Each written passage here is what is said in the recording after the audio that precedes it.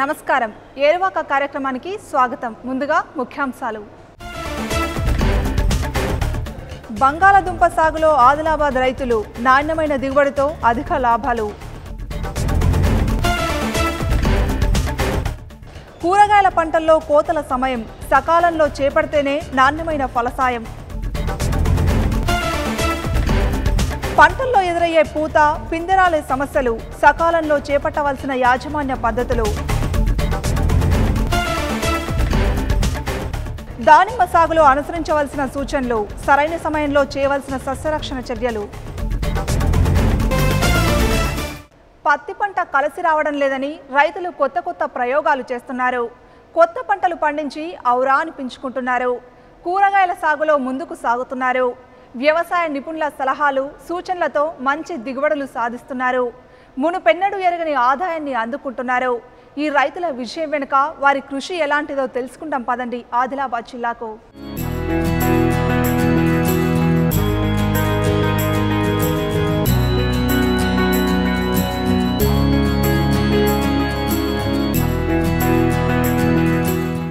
ఆదిలాబాద్ జిల్లాలో వ్యవసాయం అంటే సాధారణంగా గుర్తుకు వచ్చే పంట ప్రత్తి.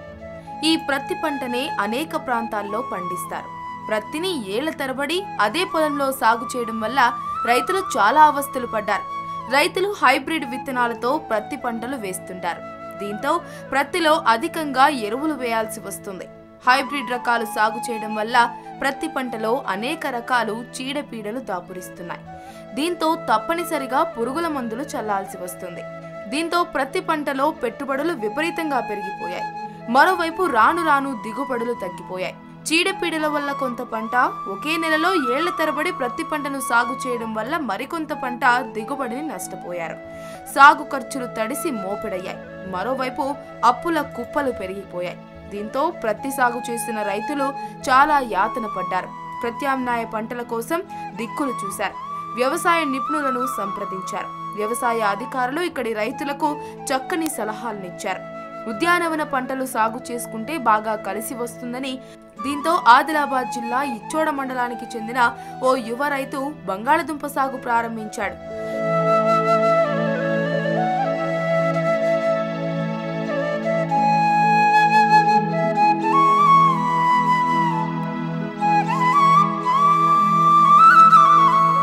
ఇచ్చోడ మండలంలో సాగునీటి వసతి చాలా తక్కువ.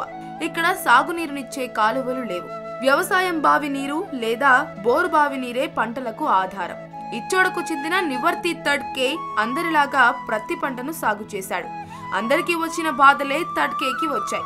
ఈ బాధలు భరించలేక, అప్పుల బాధ తట్టుకోలేక ఇతర పంటల మీద దృష్టి పెట్టాడు. ఏ పంట సాగు చేస్తే చీడపీడల బాధలు తక్కువ ఉంటాయని ఆరా తీశాడు. స్థానికంగా ఉండే వ్యవసాయ శాఖ అధికారులను కలిశాడు. కూరగాయల పంటలు కలిసి వస్తాయని వ్యవసాయ నిపుణులు చెప్పారు. వారి సలహాలు తీసుకున్న రైతు తడ్కే మహారాష్ట్రలోని లాతూర్ వెళ్లాడు. అక్కడ రైతులు పండిస్తున్న వివిధ పంటల సాగు బాగోగులను తెలుసుకున్నాడు. దగ్గరుండి సాగులో మెలకువలు నేర్చుకున్నాడు. అన్ని పంటల్లో కన్నా బంగాళదుంప సాగు బాగా ఆదాయాన్ని తెస్తుందని అక్కడి రైతులు ఆయనకు చెప్పారు. దీంతో తడ్కే ఆలుగడ్డలను సాగు చేయాలని నిర్ణయించుకున్నాడు. మహారాష్ట్ర నుంచి తిరిగి రాగానే ఆయన బంగాళదుంప సాగు ప్రారంభించాడు. అక్కడి రైతుల నుంచి చాలా విషయాలు తెలుసుకున్నానని ఆయన అంటున్నాడు. వారి సలహాలు బాగా పనికి వచ్చాయని ఆనందం వ్యక్తం చేస్తున్నాడు. ఇంతకాలం నష్టాల పాలయ్యానని ఇప్పుడు ఆ భయం లేదని ధైర్యంగా చెప్తున్నాడు. నేను ఇచ్చోడలో ఈ పొటాటో వ్యవసాయం చేస్తున్నాను. ఈ సంవత్సరం నేను స్టార్టింగ్ ఈ వ్యవసాయం కోసం మహారాష్ట్రలో వెళ్ళినప్పుడు నాకు అక్కడ నుంచి కొద్దిగంత రైతులతో డిస్కషన్ చేసినప్పుడు వాళ్ళ నుంచి ఈ పంట గురించి నాకు కొద్దిగా వాళ్ళతోటి చర్చ జరిగింది. వాళ్ళు నాకు ఈ పంట గురించి చెప్పారు. ఎందుకంటే ఈ పంట అతి తొందరలో 100 డేస్లో వచ్చే పంట. బంగాళదుంపలు సాగు చేయడానికి ఎక్కువ పెట్టుబడి అవసరం ఉండదు. అంతేకాకుండా సాగునీరు కూడా చాలా తక్కువ అవసరం ఉంటుంది. డ్రిప్ పద్ధతిలో నీరు పెట్టినట్లయితే మొక్కల నీటి వినియోగ సామర్థ్యం బాగా పెరుగుతుంది. మొక్కలకు చుక్కగా నీరు అందివ్వడం వల్ల మొక్కలు నీటిని పూర్తిగా సద్వినియోగం చేసుకుంటాయి. డ్రిప్ పద్ధతి అందుబాటులో లేకుంటే కాలువతో నీరు పెట్టాలి. పంట సాగులో మొత్తంగా 6 తడులు పెడితే సరిపోతుంది. ఆలుగడ్డలను సాగు చేసినట్లయితే 100 రోజుల్లోనే పంట చేతికి వస్తుంది. గత సంవత్సరం శనగ పంట వేసినా మార్కెట్లో రైతులకు గిట్టుబాటు ధర దక్కలేదు. ఈ పంట వల్ల లాభం రాలేదని రైతులు చాలా మంది బంగాళదుంపను సాగు చేస్తున్నారు. ఎకరాలో సాగు చేయడానికి సుమారు 40 నుంచి 50 వేలు ఖర్చు అవుతుందని రైతులు చెబుతున్నారు. ఇంత పెట్టుబడి పెట్టి సాగు చేస్తే 80 నుంచి 100 క్వింటాల దిగుబడి వస్తుందంటున్నారు. ప్రస్తుతం మార్కెట్లో క్వింటాలు ఆలుగడ్డకు 2,500 నుంచి 3,500 రూపాయల ధర పలుకుతోంది. దీని ప్రకారం 100 క్వింటాళ్లు అమ్మితే 2,50,000 నుంచి 3,50,000 రూపాయల ఆదాయం ఉంటుంది. అంటే 50,000 రూపాయలు పెట్టుబడి పెడితే 3 లక్షల వరకు లాభం వస్తుందని రైతులు ఆనందం వ్యక్తం చేస్తున్నారు. ఈ పంట ముందు నేను సోయాబీన్ వేసిన తర్వాత ఈ పంటకు సోయాబీన్ వెళ్ళిన తర్వాత 2 సార్లు దుక్కిలు చేసి దాన్ని మంచిగా ఈ ల్యాండ్ను ప్రిపేర్ చేసి దీనికి విత్తనాన్ని లాతూర్కి వెళ్ళి తెచ్చాను మహారాష్ట్ర నుంచి. మనకు ఈ ఇంత యావరేజ్లో ఏ పంట రాదు. ఎందుకంటే దీనికి మనకు 2,000 నుంచి 3,000 దాకా దీనికి రేట్ లభిస్తుంది. మనకు ఎకరానికి 100 క్వింటల్ అన్న మనకు 2 లక్షల ఉత్పన్నం తీయచ్చు మనం దీంట్లో. మిగతా పంటలకు దీనికి ఎకరానికి 50,000 లాస్ట్ దాకా ఖర్చు వస్తుంది దీనికి లేబర్తో సహా. మరి మనకు 1,00,000 రూపాయల నుంచి 50,000 తీసేసిన అంటే మనకు 1,50,000 రూపాయల ప్రాఫిట్ వేరే ఏ పంటలో దొరకదు. ఎకరా పొలంలో బంగాళదుంపను సాగు చేయాలంటే 4 క్వింటాళ్ల దుంప విత్తనం అవసరం ఉంటుంది. కాగా 4 క్వింటాళ్లకు 14,400 రూపాయల సీడ్ అవసరం ఉంటుంది. ఇచ్చోడ రైతు ఆయన పొలంలో పంజాబ్ రకాలను పండిస్తున్నాడు. వాటిలో జ్యోతి, పోక్రాజ్ వంగడాలను ఒక్కో ఎకరంలో సాగు చేస్తున్నానని ఆయన చెబుతున్నారు. ఈ పంటలో మంచి దిగుబడి ఉందని స్థానిక రైతు చెబుతున్నాడు. మా పక్క చేను ఆయన బంగాళదుంప వేసిండు. మరి పంట క్రాప్ జల్దీగా వస్తుంది, తొందరగా వస్తుంది అని అంటే మేము చూడటానికి వచ్చినాము. క్రాప్ అయితే మంచిగా ఉన్నది, దీనికి మంచి దిగుబడి వస్తుంది, మంచి రేటు ఉన్నదని వేసిండు. ఇది చూసి మేము కూడా వచ్చే సంవత్సరం పెట్టాలని అందుకోసం ఈ చేనులకు వచ్చి చూసినాము. వాణిజ్య పంట అయిన బంగాళదుంప సాగు అన్ని విధాలా కలిసి వస్తుందని ఇచ్చోడ రైతు నివర్ధన్ తడ్కే భరోసా ఇస్తున్నాడు. తక్కువ పెట్టుబడితో ఎక్కువ లాభాలు రావాలంటే కూరగాయల్లో ఆలుగడ్డను మించిన పంట లేదని ఆయన అంటున్నాడు. వ్యవసాయం లాభదాయకం కావాలంటే ఏం చేయాలో నివర్ధన్ తడ్కే చేసి చూపించాడు.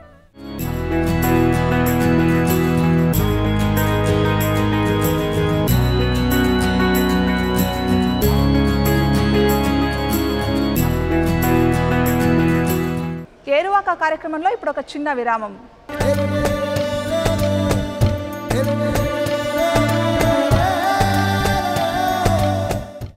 ఏరువాక కార్యక్రమానికి తిరిగి స్వాగతం.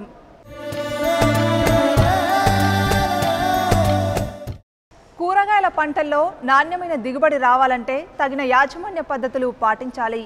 సకాలంలో విత్తుకోవడమే కాకుండా సకాలంలో పంట కోత చేపట్టాలి. కోసిన కూరగాయలను మార్కెట్కి తరలించే వరకు వాటి నాణ్యత చెడిపోకుండా చూడాలి. వాటి నాణ్యతను కాపాడుతూ మార్కెట్కి తరలించాలి. మార్కెట్ దూరాన్ని బట్టి కోత సమయం ఆధారపడి ఉంటుంది. ఈ కోతల సమయం ఎప్పుడో తెలుసుకుందాం.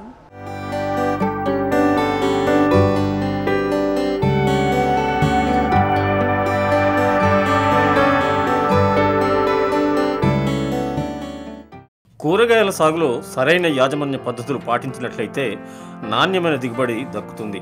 కూరగాయలను సకాలంలో విత్తుకోవడమే కాకుండా సకాలంలో పంట కోత చేపట్టాలి. కోసిన కూరగాయలను మార్కెట్కు తరలించేదాకా దాని నాణ్యతను కాపాడడానికి తగిన చర్యలు తీసుకోవాలి. క్యాబేజీ కూరగాయను పండించినట్లయితే సాగు చేసే రకాన్ని బట్టి నాటిన 60 నుంచి 120 రోజుల్లో పంట చేతికి వస్తుంది. క్యాబేజీ గడ్డలు గట్టిగా లేతగా ఉన్నప్పుడే కోసుకోవాలి. క్యాబేజీ గడ్డలను కత్తితో క్రింద 6 ఆకుల వరకు ఉండేటట్టు కోయాలి. దీనివల్ల గడ్డలు పాడవకుండా ఉంటాయి. గడ్డలను సరైన సమయంలో కోసుకున్నట్లయితే దాని ఆకులు వదులవుతాయి. గడ్డలు పగిలిపోయే అవకాశం ఉంది. ఒకవేళ కోత ఆలస్యమైతే గడ్డలకు ఎండ తగలకుండా క్రింది ఆకులను మడిచి కట్టాలి. మార్కెట్కి చేర్చిన వెంటనే గడ్డ క్రింది ఆకులను గట్టిగా ఉన్న గడ్డ కాడను తొలగించాలి. దీనివల్ల గడ్డలకు ఎటువంటి నష్టం కలగకుండా నివారించవచ్చు. ఈ జాగ్రత్తలు తీసుకుంటే క్యాబేజీకి మంచి ధర వస్తుంది. ఇక కాలీఫ్లవర్ సాగు చేసినట్లయితే పువ్వులు ఆశించిన సైజులో తెల్లగా గట్టిగా ఉన్నప్పుడు పంటను కోసుకోవాలి. పువ్వుకు అన్ని వైపులా కొన్ని ఆకులు ఉంచి కోసినట్లయితే అవి రవాణా చేసినప్పుడు పాడవకుండా తాజాగా ఉంటాయి. దూర ప్రాంతాలకు రవాణా చేసేటప్పుడు వీలైనంత వరకు తాటాకు లేదా వెదురు బుట్టల్లో ప్యాకింగ్ చేసి తీసుకుపోవాలి.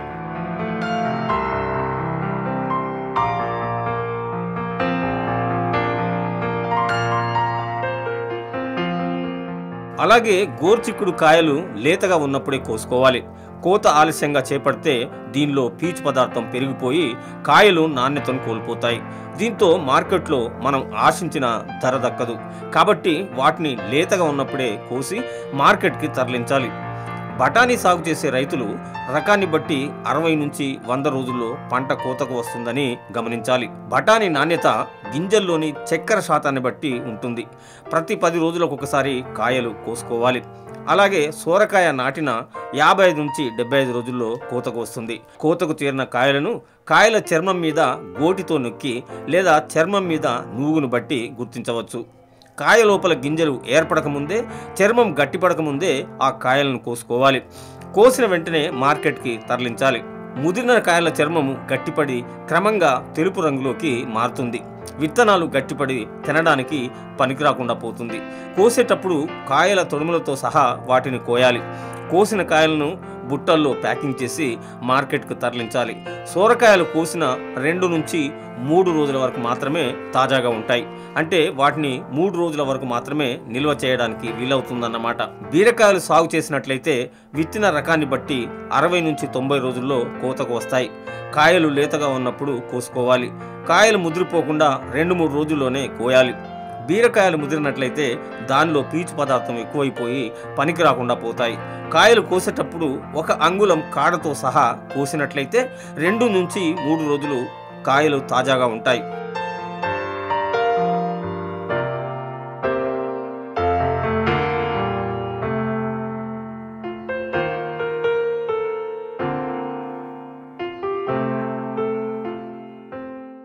ఇక కాకరకాయలు నాటిన 60 నుంచి 70 రోజుల్లో కోతకు వస్తాయి. కాబట్టి కాయలు లేతగా ఉన్నప్పుడు కోసుకోవాలి. రకాన్ని బట్టి లేత కాయలు లేత ఆకుపచ్చ రంగులో ఉన్నప్పుడు కాయల్ని కోయాలి. కాయలను 3 నుంచి 4 రోజుల్లో కోసుకోవాలి. దీనివల్ల కాపు ఎక్కువగా వచ్చి దిగుబడి పెరుగుతుంది. పొట్లకాయలు కూడా 60 నుంచి 70 రోజుల్లో కోతకు వస్తాయి. పొట్లను లేతగా ఉన్నప్పుడే కోసి మార్కెట్కు చేరవేయాలి. కాయలను వారం రోజుల వ్యవధిలో కోసినట్లయితే అవి ముదిరిపోవు. కాయలను కోసిన తర్వాత 2 నుంచి 3 రోజులు మాత్రమే అవి నిల్వ ఉంటాయి. కాబట్టి వాటిని వెంటనే మార్కెట్ చేసుకుంటే ఆశించిన ధర వస్తుంది. ఇక దొండకాయలను కూడా లేతగా ఉన్నప్పుడే కోసుకోవాలి. కాయలను వారం రోజుల వ్యవధిలోనే కోసుకుంటే మంచి దిగుబడి వస్తుంది. కోత ఆలస్యమైతే కాయ పండుబారి విత్తనం ఏర్పడుతుంది. ఇటువంటి కాయలకు మార్కెట్ ఉండదు. కాబట్టి దొండకాయలను ముదురు ఆకుపచ్చ రంగులో ఉన్నప్పుడే వాటిని కోసుకోవాలి. ఇవి 3 నుంచి 4 రోజులు మాత్రమే నిల్వ ఉంటాయని గుర్తుంచుకోవాలి.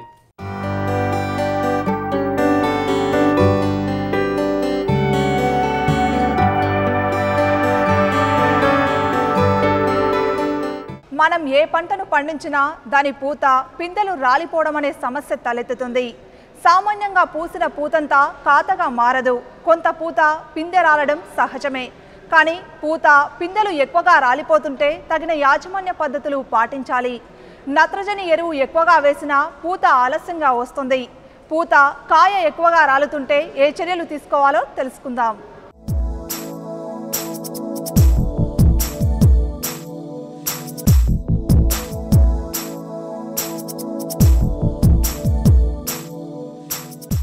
ఉద్యానవన పంటల్లో పూత పిందెలు కొన్ని పరిస్థితుల్లో రాలిపోతాయి.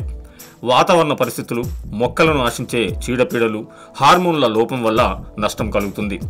అంతేకాకుండా మొక్కల అంతర్గత పరిస్థితులు, అధిక ఉష్ణోగ్రత, అసమగ్ర యాజమాన్య పద్ధతులు ఈ సమస్య తలెత్తడానికి ముఖ్యమైన కారణాలు.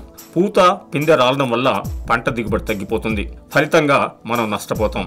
పూత పిందె దశల్లో సరైన యాజమాన్య పద్ధతులను పాటించి పంట నష్టాన్ని తగ్గించుకోవచ్చు. చీని, నిమ్మ, మామిడి వంటి పండ్ల తోటలు, కొబ్బరి వంటి చెట్లలో పూత పిందె రాలిపోతే చాలా నష్టం కలుగుతుంది. ఇక కూరగాయ మొక్కల్లో పూత పిందె రాలడానికి కారణాలను తెలుసుకొని సకాలంలో పంటలను కాపాడుకోవాలి. నిమ్మ, చీని చెట్ల పాదుల్లో నీటి ఒడిదుడుకులు, వాతావరణ మార్పుల వల్ల పూత రాలిపోతుంది. కాసిన కాయలు రాలిపోతాయి. ఇక హార్మోన్ల అసమానతలు, చీడపీడలు ఆశించినప్పుడు పూత పిందె రాలిపోతుంది. అధిక ఉష్ణోగ్రత ఉన్నప్పుడు కూడా ఈ సమస్య వస్తుంది. పూత పిందె రాలిపోవడాన్ని నివారించడానికి సిఫారసు చేసిన మోతాదులో ఎరువులు వేసుకోవాలి. క్రమం తప్పకుండా నీరు పెట్టాలి.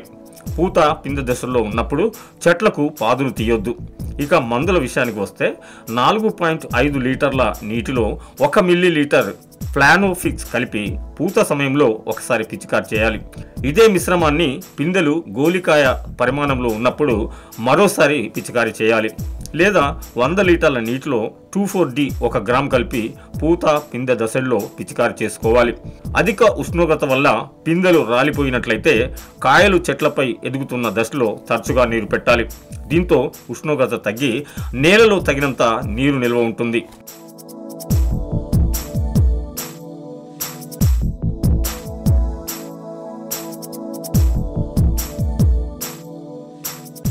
మామిడిలో పూత వచ్చినప్పటి నుంచి కాయ కోతకు వచ్చే వరకు అనేక కారణాల వల్ల పూత పిందెలు రాలిపోతాయి. నిజానికి మామిడిలో పూసిన పూతంతా పిందెలుగా మారదు. కొంత శాతం పూత రాలిపోవడం సహజమే. అయితే పూలు సాధారణంగా రాలిపోయే పరిమాణం కంటే ఎక్కువగా రాలిపోతుంటే తగిన చర్యలు తీసుకోవాలి. మామిడిలో ముఖ్యంగా 3 దశల్లో పూలు పిందెలు రాలిపోతాయి. మొదటి దశలో పరాగ సంపర్కం జరగని ఆడపూలు, పిందె విచ్ఛిత్తి కలిగిన పిందెలు, మగపూలు రాలిపోతాయి. ఈ దశ పూత ప్రారంభమైనప్పటి నుంచి 5 నుంచి 6 వారాల వరకు ఉంటుంది. ఇక రెండవ దశలో పొడి వాతావరణం, చెట్టు అంతర్గత పరిస్థితులు, అధిక ఉష్ణోగ్రత, పెరుగుతున్న కాయల మధ్య పోటీతో కొద్దిగా పిందెలు రాలిపోతాయి. ఇలా పిందెలు రాలిపోవడం ఎక్కువగా ఏప్రిల్ నెలలోనే చూస్తాం. ఈ దశలో నష్టం ఎక్కువగా ఉంటుంది. కాయ కోతకు వచ్చిన 15 నుంచి 30 రోజుల ముందు మామిడిలో కాయలు రావడం గమనించవచ్చు. బాగా పెరిగిన కాయలు కోతకు సిద్ధంగా ఉన్న సమయంలో రాలడం వల్ల ఆర్థికంగా చాలా నష్టం కలుగుతుంది. వడగాలులు వీచినప్పుడు, పండు ఈగ ఆశించినప్పుడు పిందె రాలడం కనబడుతుంది. అంతేకాకుండా నీటి ఎద్దడి ఉన్నప్పుడు కూడా కాయలు రాలిపోతాయి. మామిడిలో పూత పిందె కాయలు రాలుతున్నట్టు గమనించిన వెంటనే నివారణ చర్యలు తీసుకోవాలి. పిందె దశ నుంచి కోత దశ వరకు చెట్లకు 20 నుంచి 30 రోజుల వ్యవధిలో నీటి తడులు ఇవ్వాలి. మార్చ్, ఏప్రిల్, మేలో నెలకోసారి నీరు పెట్టాలి. సాగునీటి వసతి లేకపోతే వర్షాధారంతో మామిడిని సాగు చేసుకుంటాం. ఇటువంటి మామిడి తోటల్లో లీటర్ నీటికి 10 గ్రాముల యూరియా కలిపి పెరుగుతున్న పిందెలు కాయలపైన పిచికారి చేయాలి. ఇలా చేసుకున్నట్లయితే పిందె పూతలు అభివృద్ధి చెందుతాయి. ఈ ద్రావణాన్ని పూత వచ్చిన నెల తర్వాత పిందెలు గోలికాయ సైజులో ఉన్నప్పుడు మరోసారి పిచికారి చేయాలి. 2 సార్లు ఇలా పిచికారి చేసినట్లయితే వేసవి కాలంలో పిందె రాలే సమస్య తగ్గిపోతుంది.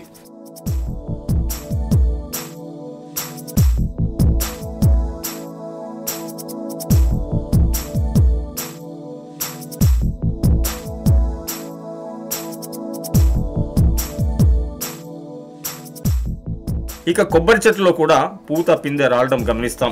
8 నుంచి 10 సంవత్సరాల వయసున్న లేత కొబ్బరి తోటల్లో పిందెలు రాలిపోవడం సహజం. పొటాష్ లోపం ఉన్నప్పుడు పిందెలు రాలిపోతాయి. అంతేకాకుండా నీటి ఎద్దడి ఉన్న, హార్మోన్ల లోపం కలిగిన పిందెలు రాలిపోతాయి. పొలుసు పురుగులు, పిండి పురుగులు, ఇరియోఫిడ్ నల్లి ఆశిస్తే పిందెలు ఎక్కువగా రాలిపోతాయి. ఎలుకలు, ఉడతల వల్ల కూడా పిందెలు రాలిపోతాయి.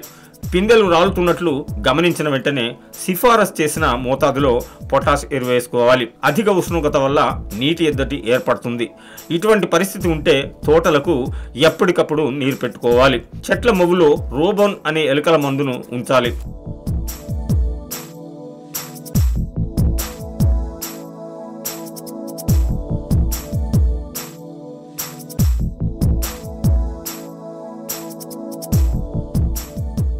ఇక మిరప పంటలో సాధారణంగా 30 నుంచి 40% పూత మాత్రమే కాయలుగా మారుతుంది. మిగతా పూత సహజ సిద్ధంగా రాలిపోతుంది.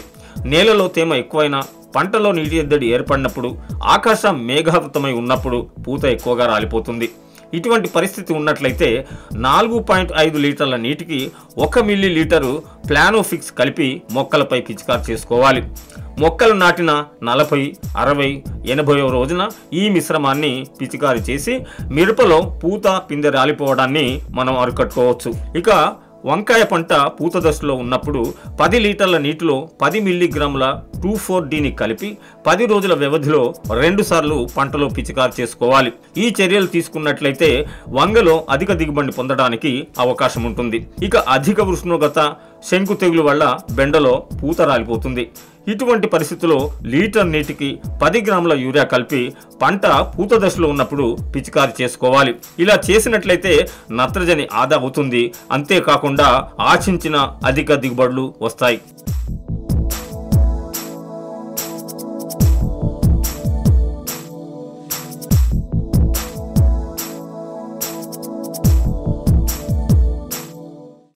ఏరువాక కార్యక్రమంలో మరో చిన్న విరామం.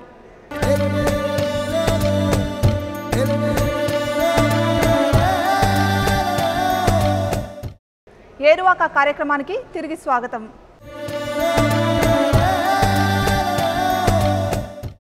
దానిమ్మ పండును చూడగానే ఎవరికైనా నోరూరుతుంది. ఈ పండులోని గింజలు చాలా రుచిగా ఉంటాయి. కొంత పులుపు కలిగిన తీయదనంతో ఉండే దీని గింజల్లో మంచి పోషక విలువలుంటాయి. విటమిన్ సితో అనేక రకాల విటమిన్లు ఉంటాయి. దీన్ని వాణిజ్యపరంగా సాగు చేసుకుంటే లాభదాయకంగా ఉంటుంది. ఈ పంటలో చీడపీడల బెడద కూడా ఉంటుంది. కాబట్టి చీడపీడలను ముందుగానే గుర్తించి సస్యరక్షణ చర్యలు తీసుకోవాలి.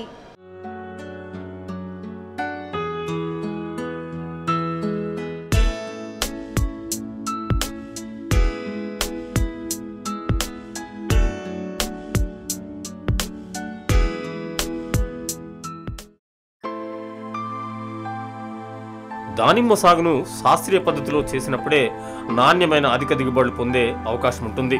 దీని సాగు చేసే అంశాల్లో సస్యరక్షణ చాలా ప్రధానమైంది. సకాలంలో సస్యరక్షణ చర్యలు చేపట్టకుంటే విపరీతంగా నష్టం వస్తుంది. తోటల్నే తీసివేయాల్సిన పరిస్థితులు ఏర్పడతాయి. దానిమ్మకు బాగా నష్టం చేసే పురుగుల్లో కాయల నుంచి రసం పీల్చే పురుగులు చాలా ప్రధానమైనవి. కోత దశకు వచ్చిన కాయల్ని ఈ పురుగులు నష్టపరిచి ఆదాయాన్ని అందకుండా చేస్తాయి. అందుకే సకాలంలో ఈ పురుగులను గుర్తించి నివారణ చర్యలు తీసుకోవాలి. దానిమ్మకాయలు పక్వానికి వచ్చే సమయంలో రసం పీల్చే పురుగుల బెడద మొదలవుతుంది. వీటి రెక్కల పురుగులు పగటిపూట కనపడకుండా ఉంటాయి. రాత్రి సమయంలో మాత్రమే తోటల్లోకి ఎగిరి వస్తాయి. ఇవి కాయల నుంచి రసం పీల్చివేస్తాయి. వీటికి దట్టమైన నోటి భాగాలుంటాయి. అవి దానిమ్మకాయల తోలును తొలిచి రంధ్రాలు చేస్తాయి. వీటికి పొడవైన తొండం ఉంటుంది. కాయలపై వాలి తోలులో రంధ్రాలు చేసిన తర్వాత చుట్టుకొని ఉండే తొండాన్ని పొడవుగా చేస్తాయి. కాయల్లో చేసిన రంధ్రాల్లోకి తొండాన్ని పంపి రసాన్ని పీలుస్తాయి.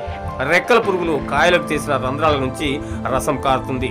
ఈ రసం సోకిన కాయలకు శిలీంధ్రాలు, బ్యాక్టీరియా ఆశించి పండ్లు మెత్తబడిపోతాయి. పండ్లు పక్వానికి రాకముందే రాలిపోతాయి. రెక్కల పురుగులు కాయలపై వాలిన తర్వాత చాలాసేపు స్థిరంగా ఉంటాయి. అప్పుడప్పుడు రసాన్ని పీలుస్తాయి. ఒక సర్వే ప్రకారం 76 కాయలున్న దానిమ్మ చెట్టులో 12 కాయలను రసం పీల్చే పురుగులు నష్టపరుస్తాయని తేలింది. ఒక కాయలో సరాసరి 10 రంధ్రాలను రసం పీల్చే పురుగులు చేస్తాయి.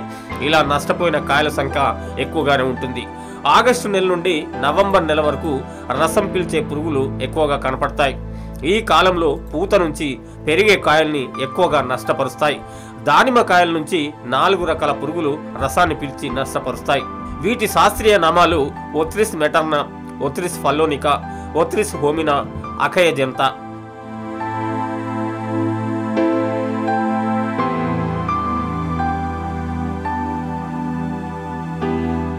వీటి రెక్కల పురుగులు మాత్రమే కాయల నుంచి రాత్రిలు రసాన్ని పీలుస్తాయి. ఇవి చీని, కమల, మామిడి, ద్రాక్ష కాయలను ఆశించి నష్టం కలిగిస్తాయి. రసం పీల్చే పురుగుల్లో ఒత్రిస్ ఫల్లోనికా, ఒత్రిస్ హోమినా, ఒత్రిస్ మెటర్నా లార్వాలు దానిమ్మకు ఎలాంటి నష్టాన్ని కలగజేయవు. అఖయ జంతా పిల్ల పురుగులు మాత్రమే దానిమ్మ చెట్ల ఆకుల్ని విపరీతంగా తిని చెట్లను బోడి చేస్తాయి. ఈ పిల్ల పురుగులు మొక్కల ఆకుల్ని తిని లార్వా దశను పూర్తి చేస్తాయి. రసం పీల్చే పురుగుల్లో ఒత్రిస్ ప్రజాతి పురుగుల్లో 3 రకాల జాతులున్నాయి. అవి ఒత్రిస్ మెటర్నా, ఒత్రిస్ ఫల్లోనికా, ఒత్రిస్ హోమినా. వీటి ఆడరెక్కల పురుగులు ఒక్కొక్కటి 200 నుంచి 300 గుడ్లను పెడతాయి. దానిమ్మ తోటల చుట్టూ దగ్గర ఉన్న తిప్పతీగ, దూసర తీగ, కట్ల తీగ ఆకుల కింది భాగాన ఒక్కొక్క గుడ్డును పెడతాయి. 2-3 రోజుల్లో ఈ గుడ్లు పగిలి లార్వాలు బయటకు వస్తాయి. అవి మెలిక ఆకారంలో కదులుతూ ఆకులను తిని లార్వా దశను 20 రోజుల్లో పూర్తి చేస్తాయి. కోశస్థ దశలో ఆకును మలిచి లేదా ముక్కలు చేసి గూడు కట్టుకుంటాయి. కొన్ని పరిస్థితుల్లో మట్టి రేణులతో గూడు నిర్మించుకొని 9 రోజులు గడుపుతాయి. కోశస్థ దశ నుంచి రెక్కల పురుగులు బయటకు వస్తాయి. అవి జీవిత చక్రాన్ని తిరిగి ప్రారంభిస్తాయి. వీటి లార్వాలు అర్ధమెలిక ఆకారంలో ఉంటాయి. ముదురు గోధుమ రంగులో పసుపు పచ్చని ఎర్ర మచ్చలతో ఉండి పూర్తిగా వృద్ధి చెందిన లార్వాలు 50 నుంచి 60 సెంటీమీటర్ల పొడవు ఉంటాయి. వాటి పైభాగం బలంగా మెత్తని వెల్వెట్ నీలం రంగులో ఉంటుంది. ఇక పక్క భాగంలో పసుపు పచ్చగా ఆఖరిలో గుండ్రంగా ఉబ్బెత్తు భాగం కలిగి ఉంటాయి. ఒత్రిస్ మెటర్నా రెక్కల పురుగుల శరీరంపై ఆరెంజ్ రంగున్న సన్నని వెంట్రుకలు ఉంటాయి. ఆడ మగ పురుగుల వెనుక రెక్కల మధ్యలో ఒక్కొక్క రెక్కపై నల్లని మచ్చ ఉంటుంది. ఒత్రిస్ ఫలోనికా శరీరం ఆరెంజ్ రంగులో ఉంటుంది. ఆడ మగ పురుగుల వెనుక రెక్కల మధ్యలో తిరగబడిన సి ఆకారంలో మచ్చ ఉంటుంది.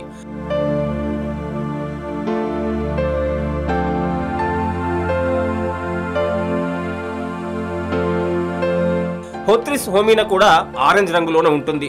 ముందు రెక్కలపై చిలక పచ్చ పట్టీలు, తిరగబడిన సి ఆకారంలో మచ్చలుంటాయి. ఈ గుణాలు ఆడ మగ రెక్కల పురుగుల్లో ఎక్కువగా ఉంటాయి. ఈ 3 రకాల రెక్కల పురుగులు 25 నుంచి 30 రోజుల వరకు బతుకుతాయి. అఖయ జంత పురుగులు ఆముదం చెట్టు, దానిమ్మ చెట్టు ఆకుల్ని తిని అధికంగా నష్టాన్ని కలుగజేస్తాయి.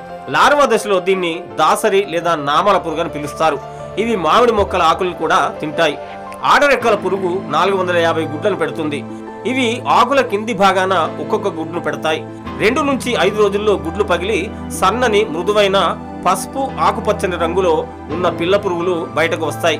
ఇవి పెరిగే క్రమంలో ఆకునంతా విస్తరిస్తాయి. పూర్తిగా లార్వాలు అర్ధమెలిక ఆకారంలో నీలి రంగు శరీరంతో ఇవి సుమారు 7 సెంటీమీటర్ల పొడవుంటాయి. లార్వా దశలో 15 నుంచి 20 రోజులు ఉంటాయి. కోశస్థ దశలో నేలలో గాని రాలిపడిన ఆకుల్లో గాని గడుపుతాయి. లార్వాలు మధ్యస్థ పరిమాణంతో ముందు రెక్కలు గోధుమ రంగు మిళితమై ఉంటాయి. రసం పీల్చే పురుగుల బెడద ఆగస్టు నుంచి నవంబర్ వరకు ఉంటుంది. కాబట్టి మార్కెట్ను బట్టి, వాతావరణ పరిస్థితులను బట్టి పంటను తీసుకోవాలి. దానిమ్మ తోటల చుట్టూ ఎటువంటి పిచ్చి మొక్కలు లేకుండా చూసుకోవాలి. ఇలా తగిన జాగ్రత్తలు తీసుకున్నట్లయితే రసం పీల్చే పురుగులను నివారించవచ్చు. వ్యాధి సోకిన కాయలను చెట్ల నుంచి తొలగించకుండా అలాగే ఉంచాలి. దీనివల్ల రసం పీల్చు పురుగులు అంతకుముందు సోకిన కాయలపై ఆశించడంతో ఇతర కాయలు దక్కుతాయి. రసం పీల్చే పురుగుల నివారణకు లీటర్ నీటిలో 1 మిల్లీలీటర్ డెసిస్ లేదా డైక్లోరోవాస్ కలిపి సాయంత్రం పూట దానిమ్మ చెట్లపై పిచికారి చేసుకోవాలి.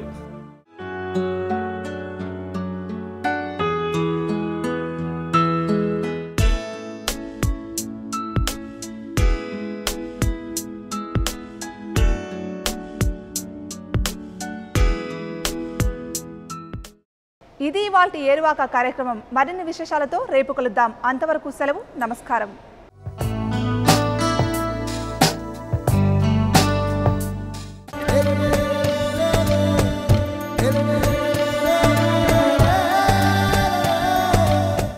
దక్షిణాది సూపర్ స్టార్లు రజనీకాంత్, కమల్ హాసన్లను సిల్వర్ స్క్రీన్ కు పరిచయం చేశారు బాలచందర్. మొత్తం 101 సినిమాలను బాలచందర్ తెరకెక్కించారు. ఆయన దర్శకత్వం